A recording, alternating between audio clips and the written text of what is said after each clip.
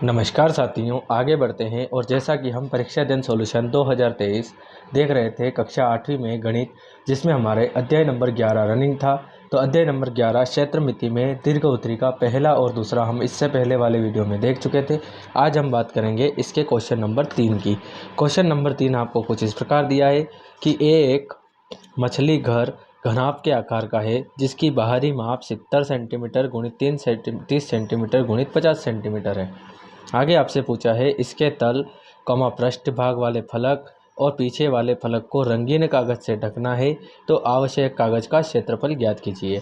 ठीक है, तो सबसे पहले तो हमको विमाएँ दी गई है 70, 30 और 50। ठीक है, तो यहाँ पे हम बात करें तो ये घनाभ की लंबाई है, ये चौड़ाई है और ये घनाभ की ऊंचाई है। ठीक है गाइस, तो यहाँ पे लंबाई, चौड़ाई और ऊंचाई आपको दे दी गई है। ठीक, अब हमसे पूछा है इसके तल की। ठीक है, तल मतलब नीचे वाला भाग, फिर इसके पृष्ठ भाग वाले फलक की, ठीक है, ऊपर वाला भाग, और इसके पीछे वाले फलक को रंगीन कागज। तो तीनों का हमें क्षेत्रफल यहाँ पे निकालना है, उसके बाद सबको जोड़ देना है। ठीक, तो देखो यहाँ पे आपको यहीं से कर लेना है, क्योंकि इसमें आपको जो है अगर सॉल्यूशन भी करेंगे तो यही करना पड़ेगा। सबसे पहले आधार का क्षेत्रफल, तो आधार का क्षेत्रफल क्या होता है, तो सबसे पहले तो ये होता है आपके घनाभ। ये हो गया घनाभ। ठीक है, घनाभ में ये होती है लंबाई और ये होती है चौड़ाई। ठीक है, और ये होती है ऊंचाई। क्या होती है गाइस, ये होती है ऊंचाई। ठीक है, तो ये लंबाई और चौड़ाई तो इस तरफ भी होगी। ठीक है, अगर इस तरफ जाते हैं तो ये हो जाएगी आपके चौड़ाई। ठीक है, ये आपके चौड़ाई और ये आपके ऊंचाई। ठीक, तो यहाँ पे बोल रहा है आधार का क्षेत्रफल। आधार का क्षेत्रफल मतलब कि नीचे का आधार ये अगर ऐसा रखा है तो ये वाला पोर्शन आधार में, तो लंबाई गुणित चौड़ाई हो जाएगी। तो लंबाई गुणित चौड़ाई का गुणा कर देंगे। पृष्ठ वाले फलक का क्षेत्रफल, तो पृष्ठ वाला फलक जो होगा आपके कौन सा हो जाएगा, ये हो जाएगा, तो b इंटू एच कर देंगे। ठीक, पीछे वाले फलक का क्षेत्रफल, तो पीछे आपके क्या आ जाएगा यहाँ पे, तो देखो ये एल है आपके और ये एच है, लंबाई और ऊंचाई, ये पीछे वाला भाग हो जाएगा। तो इस टाइप से आपको तीनों का क्षेत्रफल निकालना है। और फिर वांछित क्षेत्रफल मतलब कि सभी का कुल क्षेत्रफल करके आप जोड़ सकते हैं। आधार का क्षेत्रफल, पीछे वाले फलक का क्षेत्रफल और 2 गुणित पृष्ठ वाले फलक का क्षेत्रफल।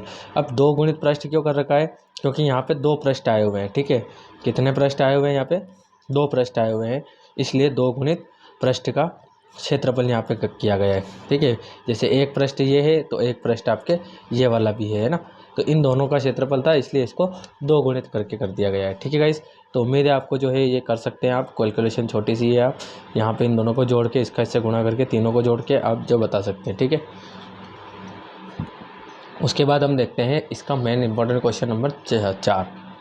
संलग्न चित्र में बताइए कि दोनों आकृतियां किस प्रकार से समान है और किस प्रकार एक दूसरे से भिन्न है, और किस आकृति का पार्श्व पृष्ठीय क्षेत्रफल अधिक है। देखो सिंपल सी बात है, ये बेलन है और ये आपके क्या हो जाएगा, घन हो जाएगा। घन कैसे है, क्योंकि इसकी सभी विमाएँ बराबर है, और जो घन होता है उसकी सभी विमाएँ क्या होती है, बराबर होती है, इसलिए क्या हो जाएगा आपके घन हो जाएगा। और ये तो आपको दिख ही रहा होगा बेलन है।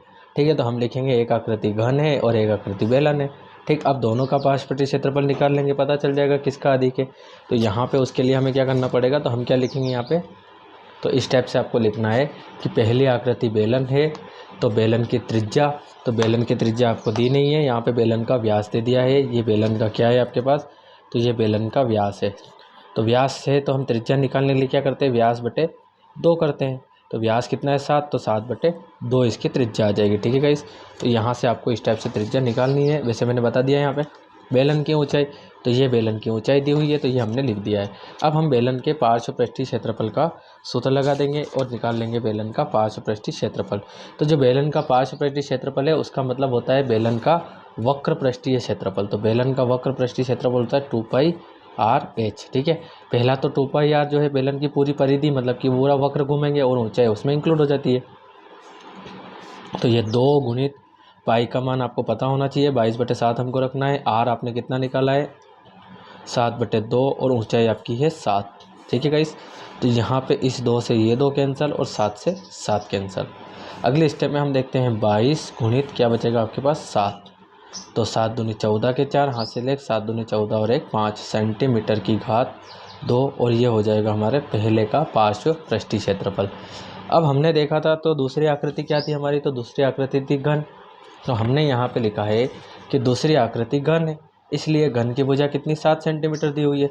तो घन का भी पार्श्व पृष्ठीय क्षेत्रफल निकाल लेंगे, तो क्या होता है 4 a की घात 2, तो 4 गुणित a कितना है आपके पास 7 है। तो 4 गुणित 7 को 2 बार लिखना पड़ेगा यहाँ पे, ठीक, लिख देंगे 2 बार, कोई दिक्कत नहीं है यहाँ पे। तो क्या हो जाएगा, ये साथ ही 49, और 49 का 4 से गुणा करेंगे तो ये हो जाएगा आपके 196 सेंटीमीटर की घात 2, क्योंकि कभी भी अगर आप क्षेत्रफल निकालेंगे तो वो काय में जाएगा, तो सेंटीमीटर की घात 2 में जाएगा। ठीक है गाइस, ये हो गया। अब हमको ये बताना है किसका अधिक है। तो देखो, इसका आया 154 और इसका आया 196, तो घन का ज़्यादा है, तो हम क्या लिख रहे हैं, घन का, अतः करके बता दीजिएगा आप, अतः घन का पार्श्व पृष्ठीय क्षेत्रफल अधिक है। ठीक है, तो अधिक है, और ये फाइनल आपके आंसर। ठीक है गाइस, तो उम्मीद है आपको क्वेश्चन नंबर 4 पूरा समझ में आया है, और अगर फिर भी कोई डाउट है तो आप मुझे कमेंट करिए।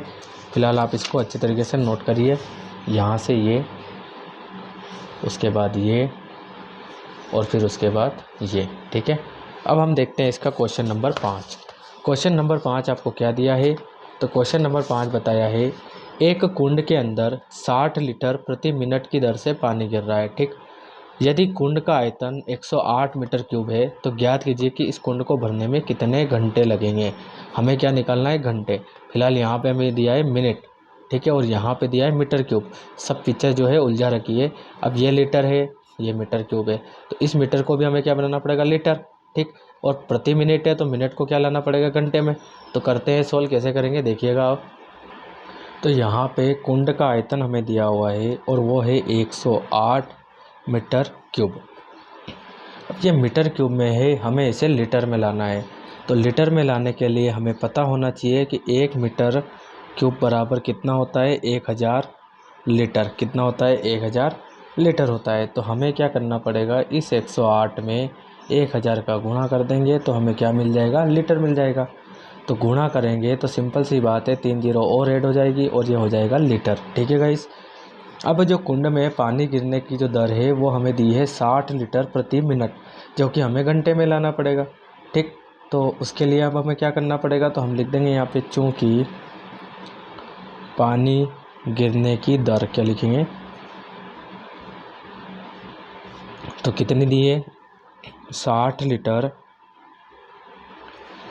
प्रति मिनट। ठीक है, यहाँ पे क्या लिख देंगे, 60 लीटर प्रति मिनट। प्रति के लिए हमने ऑब्लिक लगाया यहाँ पे। अब चूँकि हमको पता होना चाहिए कि 1 घंटे में, 1 घंटे या 1 घंटा बराबर कितना होता है, 60 मिनट। क्या होता है, 60 मिनट। तो 1 मिनट में कितने घंटे हो जाएंगे, तो यहाँ पे हम लिखेंगे, जैसे कि हमने यहाँ पे मान लिया 1 गुणित करके, तो 1 यहीं रह जाएगा, 60 चला जाएगा बटे में, तो 1/60 घंटे बराबर कितना हो जाएगा, 1 मिनट। कहने का मतलब 1 मिनट में 1/60 घंटे होते हैं। ठीक है, तो हमें ये 60 लीटर पर मिनट, मिनट को घंटे में चेंज करना है, तो क्या हो जाएगा, 60 लीटर तो रहेगा आपके। ठीक है, ऑब्लिक लगा के, ऑब्लिक का मतलब है, इस ऑब्लिक का मतलब होता है बटे लगाना, तो यहाँ हो जाएगा 1/60 घंटे। ठीक है गाइस, तो अगले स्टेप में हमें क्या करना पड़ेगा, तो ये 60 लीटर ऐसा कैसा रहेगा, और इसका कर देंगे उलट गुणा। उलट गुणे में 60 चला जाएगा ऊपर, ठीक, और नीचे आ जाएगा 1 और लिख देंगे घंटे। ठीक है, तो कुल मिला के आपके पास आ जाएगा 60 गुणित 60 लीटर पर घंटे, क्या लिख देंगे, लीटर प्रति घंटे।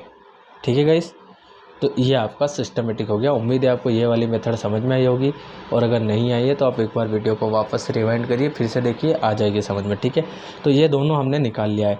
अब हमें निकालना है कि कितने घंटे लगेंगे जो कुंड को भरने में लगा समय। तो क्या लिख देंगे, कुंड को भरने में लगा समय इजिकल टू क्या हो जाएगा आपके, तो हम लिख देंगे यहाँ पे, सिंपल सी बात है, कुंड का आयतन, जितना भी कुंड का आयतन है उसमें गिरने की दर का भाग लगा दो, आपको पता चल जाएगा। तो 1 घंटे में या पर घंटे में, है ना, प्रति घंटे दिया है का मतलब 1 ही घंटा होता है, तो 1 घंटे में गिरा पानी, क्या लिख देंगे, पानी। ठीक है, या फिर आप लिख दीजिए पानी गिरने की दर। तो कुंड का आयतन है 108,000 डिवाइड बाय 1 घंटे में कितना, 60 गुणित 60 यहाँ पे बताया गया है। ठीक है, तो यहाँ पे हम काटा पीटी जो करनी है हमको काट देंगे हम, कोई दिक्कत नहीं है। इस जीरो से ये जीरो जाएगी, इस जीरो से ये जीरो जाएगी। ठीक है, फिर 2 तिया 6 हो जाएगा। ठीक, 2 पंजे 10, 2 चौक 8 और ये 0। ठीक है, उसके बाद फिर काट दीजिए आप, 3 एकम 3, 3 एकम 3, 2 बचेंगे कितने 24, तीनों 8 24 और 0, 6 एकम 6, 6 तिया 18 और 0। ठीक है, तो कुल मिला कितना आ जाएगा 30 और क्या हो जाएगा ये घंटे। क्यों? क्योंकि ये था आपके आयतन जो था वो लीटर में था। ठीक, और ये क्या था आपके, तो लीटर प्रति घंटा था आपके। ठीक है, तो लीटर से लीटर कैंसिल हो गया तो बचे क्या आपके पास घंटे बचे, तो हम क्या लिखेंगे यहाँ पे 30 घंटे, और यही हो जाएगा आपके फाइनल आंसर। ठीक है गाइस, तो उम्मीद है आपको पूरा क्वेश्चन समझ में आया होगा, और अगर फिर भी कोई डाउट है तो आप मुझे कमेंट करिए। फिलहाल आप इस क्वेश्चन को यहाँ से नोट करिए, उसके बाद ये। अब हम देखते हैं इसका next question, question number 6। Question number 6 आपको दिया है, एक भवन में 18 बेलनाकार खंभे हैं। ठीक, प्रत्येक खंभे की त्रिज्या 35 सेंटीमीटर है और ऊंचाई 5 मीटर है। ठीक, एक भवन है जिसमें 18 बेलन के आकार के खंभे लगाए गए हैं इस टाइप से। ठीक है, इस टाइप के 18 खंभे हैं। ठीक, आगे बता रहा है प्रत्येक खंभे की त्रिज्या, तो आर आपको दे दिया है 35 सेंटीमीटर, लेकिन यहाँ पे आपको जो ऊंचाई दी है वो मीटर में दी है। अब मीटर में, ये भी मीटर में है, और 9 रुपये प्रति वर्ग मीटर, 1 मीटर के लिए 9 रुपये लगते हैं की दर से खंभों का वक्र पृष्ठ क्षेत्रफल पर पेंट कराने का व्यय ज्ञात कीजिए।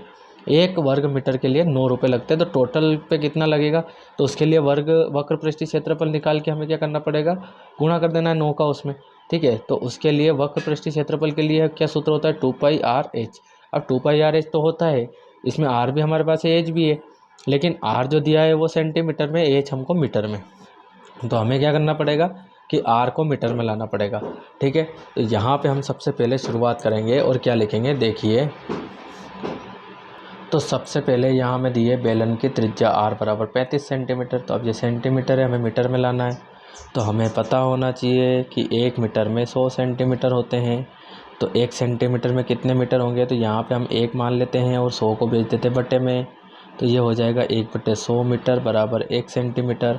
तो 1 सेंटीमीटर में 1/100 मीटर होते हैं। ठीक है, तो यहाँ पे आर बराबर 35 और गुणित में हो जाएगा 1/100 और इसको लिख देंगे हम मीटर।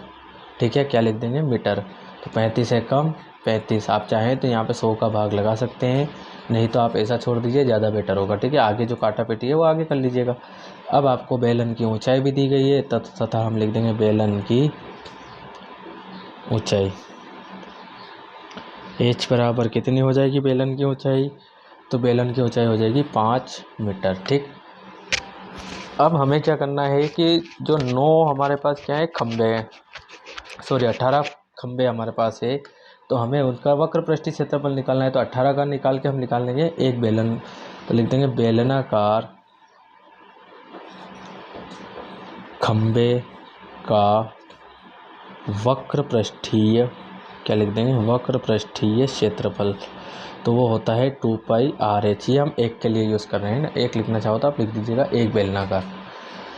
तो 2 ऐसा कैसा, पाई की जगह 22/7, गुणित में आर की जगह आर का मान 35/100 हमने निकाला था, और एच की जगह एच का मान कितना है आपके, तो एच का मान है 5 मीटर दिया हुआ है आपको। ठीक है गाइस, तो यहाँ पे हम क्या करते हैं, थोड़ी सी काटा पीटी कर लेते हैं। ठीक है, तो अब अगर हम यहाँ पे काटा पीटी करेंगे तो कैसे होगी समझ लीजिए। 7 एकम 7, 7 5 35। ठीक है, फिर 5 एकम 5 और 5 दूनी 10 और ये 0। ठीक, फिर 5 7 35 और 5 चौक 20। ठीक, फिर 2 एकम 2, 2 दूनी 4, 2 एकम 2, 2 एकम 2, 2 एकम 2, तो कुल मिला के आया हमारे पास 11 गुणित में 7, तो 11 7 77 मीटर की घात 2। तो ये 77 जो आया हमारे पास, ये हमारे पास क्या आया है, तो ये हमें मिला है यहाँ पे इसका एक बेलनाकार खंबे का वक्र पृष्ठीय क्षेत्रफल। ठीक, अब हमें निकालना है यहाँ पे किसका, 18 का। तो यहाँ पे जो है थोड़ी सी काटा पेटी में मिस्टेक हो गई है, उसके लिए I am really very sorry.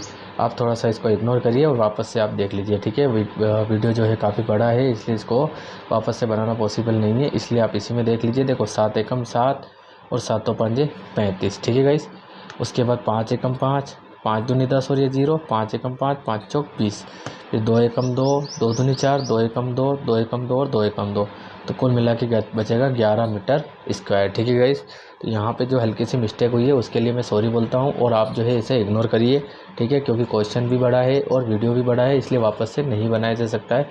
और वैसे भी सिर्फ कैलकुलेशन में मिस्टेक हुई है, तो आप थोड़ा सा जो है कोऑपरेट कीजिए। ठीक है, 11 मीटर स्क्वायर एक बेलनाकार खंभे का क्षेत्रफल है। अब हम इसे 18 का निकाल लेंगे, चूँकि 18 बेलनाकार, क्या लिख देंगे, 18 बेलनाकार खंभों का वक्र पृष्ठीय क्षेत्रफल। तो ये 18 गुणित कितने कर देंगे, 11। तो 18 का एक कम 18 हो जाएगा, हासिल एक, फिर 18 कम 18 और एक 19 मीटर स्क्वायर। ठीक, तो ये तो हो गया। लेकिन हमसे प्रश्न में ये पूछा है 9 रुपये प्रति वर्ग मीटर की दर से सभी खंभों पर जो है पेंट कराने का व्यय। तो यहाँ पे लिखेंगे चूँकि 1 मीटर स्क्वायर खंभे पर पेंट कराने का व्यय कितना है, 9 रुपये। तब क्या लिख देंगे, 198 मीटर स्क्वायर खंभे पर पेंट 1 मीटर स्क्वायर क्षेत्रफल वाले है ना खंभे पर, तो वाले क्षेत्रफल यहाँ पे भी आप जोड़ दीजिए, ये इतना सा आप यहाँ पे जोड़ दीजिएगा। खंभे पर पेंट कराने का व्यय, ठीक है, कितना हो जाएगा, तो ये हो जाएगा 9 गुणित 198। तो 9 8 72, 72 के 2 हासिल 7 9 9 81 और 7 88 हासिल, फिर जाएगा 8 9 एकम 9 और 8 17 रुपये। ठीक है, क्या लिख देंगे, रुपये, क्योंकि व्यय निकाल रहे हैं तो क्या लिखना पड़ेगा, रुपये लिखना पड़ेगा। ठीक है गाइस, तो आई थिंक आपको पूरा क्वेश्चन समझ में आया है, और अगर फिर भी कोई डाउट है तो आप मुझे कमेंट करिए। फिलहाल आप इस क्वेश्चन को अच्छी तरीके से यहाँ से नोट कर लीजिए, ये ठीक, उसके बाद ये और उसके बाद ये। ठीक है गाइस, तो उम्मीद है आपको पूरा क्वेश्चन समझ में आ रहा होगा। ठीक है, तो आप जो है चैनल पर बने रहिए, आपके जो एग्ज़ाम से पहले आपको वीडियो मिल जाएगी। ठीक है गाइस, बाकी आप अदर सब्जेक्ट की तैयारी करते रहिए। ठीक है, all the best for your exam. ठीक है, मिलते हैं अगले वीडियो में।